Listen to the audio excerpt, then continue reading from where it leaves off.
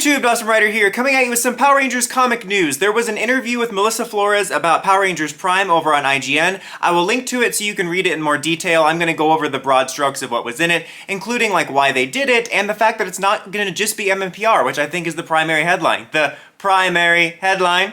Thank you. So in general, the reason why they're doing it is obviously to give people a good jumping on point. Comics do that all the time, Marvel, DC, what have you, even Star Wars to a degree when they do new eras, even though that's kind of different. But you know what I mean? They always want to give you an opportunity to have like new readers, because it can be complicated. Either you'll be confused if you're jumping on, or you feel like you need to do a lot of homework. I still get a lot of questions about where to start with the PR comics, and it gets a little confusing because they split off and come back together and all that. I do have a video which I'll probably link in one of the little thingies at some point that explains the reading order if you do want to read those classic ones, but effectively it's to give people a new jumping on point. They do compare it much more to like Ultimate Comics, which was in like an entirely new universe, different than something like New 52, All New Marvel, or Rebirth, or Dawn of DC, where it's like a soft reboot, like it's still technically part of the continuity, but it's like a fresh place to jump on. It's more like the Ultimate Universe, at least that's what they're saying, where it's just an entirely new universe, although they also bring up that Darkest Hour is a catalyst.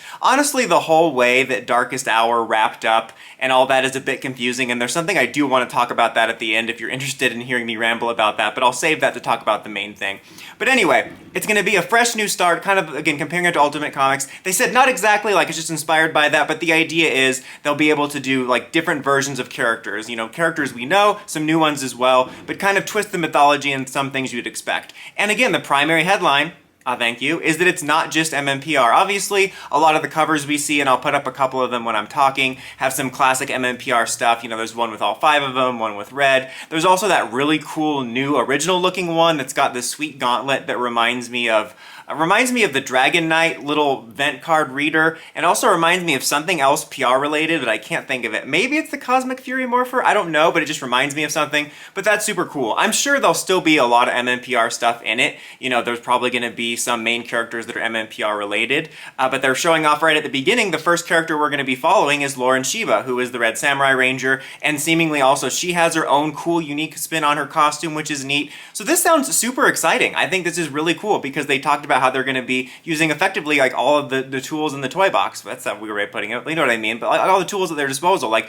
they're going to pull from all these different seasons, maybe some new stuff as well, and do new interpretations. And there's stuff like with her being on the run from the Eltarian Empire. There's even like a weird Eltarian Empire like propaganda poster for one of the covers, which is interesting, and like a weird version of Angel Grove. They talk about seeing characters from like Megaforce or Jungle Fury, like new versions of them. So this is actually really exciting. Like, I was looking forward to the comics continuing, but I kind of imagined it was just going to be an MMPR reimagining, and I'm really happy that it's going to be different. I'll be curious to see how it does, just because, as I've said, like, MMPR kind of pulls in more of the casuals, and it seemed to me like I didn't follow the numbers, like, to a T or anything, but if I remember right, like, Beyond the Grid didn't do that well when they went off book, and then the numbers seemed to, I remember hearing, climb back up when they returned for Necessary Evil with like the MMPR stuff. It also seemed like that, it felt like to me that's why they remerged the comics too. I don't, like, when they split off to Mighty Morphin and Power Rangers, but it'll be interesting. I still don't think that, like,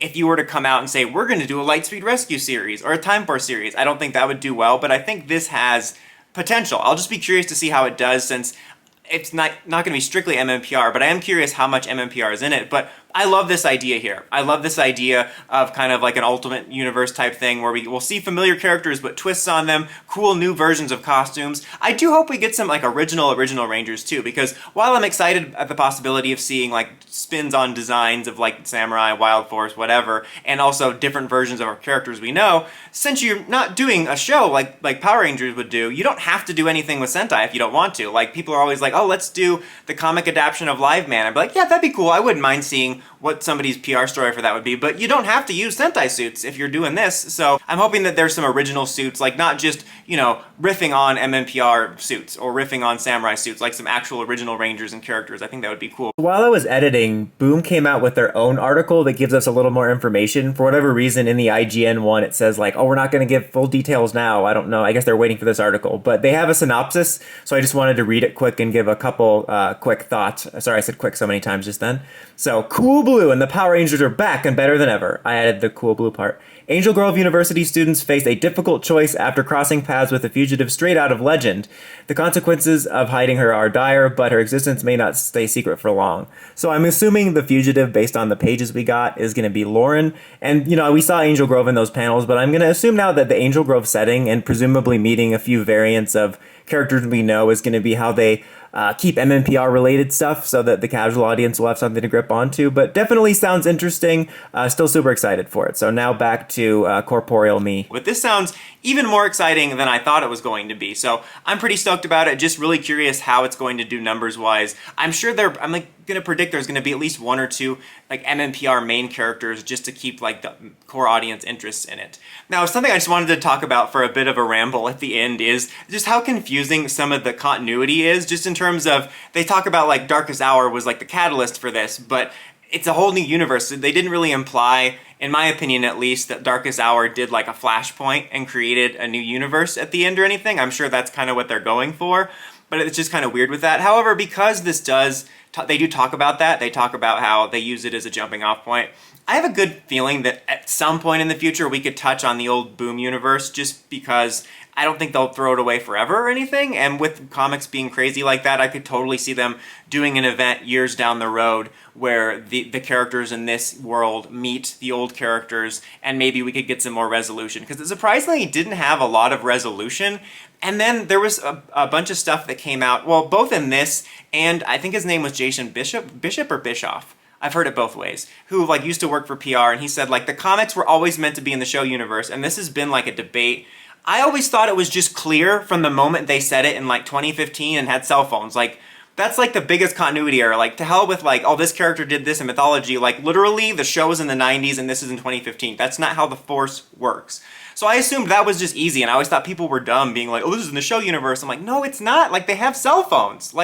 Did cell phones exist in the 90s? If they did, they definitely didn't look like they did there. So I thought that was pretty clear. Not to mention a lot of the stuff they do, and I'm never one that's oh, they broke canon, nowadays all fans have a tight chokehold on what can be done with canon, but it would just seem weird, some of these things. Maybe I could buy that somewhere in the margins of the show, the original Draken storyline happened, but there's so many big things that happened that it's weird or never brought up. I could see the Omegas fitting in, because when they picked Jason up wandering around after Zeo, it certainly didn't seem like he was on a peace conference, but stuff like Matt, where the hell is Matt? The radar technician? I don't know. For me, that's always a different universe. It's just, especially after Shattered Grid, they made a point too of saying, oh, things aren't going to be the same, and I thought that was a reason that oh, we have all these other new things, we even have more freedom, because in this article, she said now we don't have to be beholden to the show canon, because that was something I always thought about. I'm even though this is a different universe, at least for me it was, they always seem to want to set things back to the status quo, and I'm you don't have to. Not to mention, I think most people reading this do not know about the larger PR canon the hardcore fans know about, so I don't know. I just thought that was a little bit confusing, but it's comic confusing. It's very much a familiar feeling whenever I'm on a DC or Marvel Comics kick about the continuities and the resets. I just thought that was confusing, and I don't know. I do wish that it had a little bit more resolution, and if they intended to have it fit into the show timeline, even though I think that's not possible because of just the time thing, you can't take place in 1993 and 2015 at the same time. Also, they made a point in the Black Ranger, the Forever Black one-off story, to have the 90s Zack there as a variant. Anyway, what was I saying?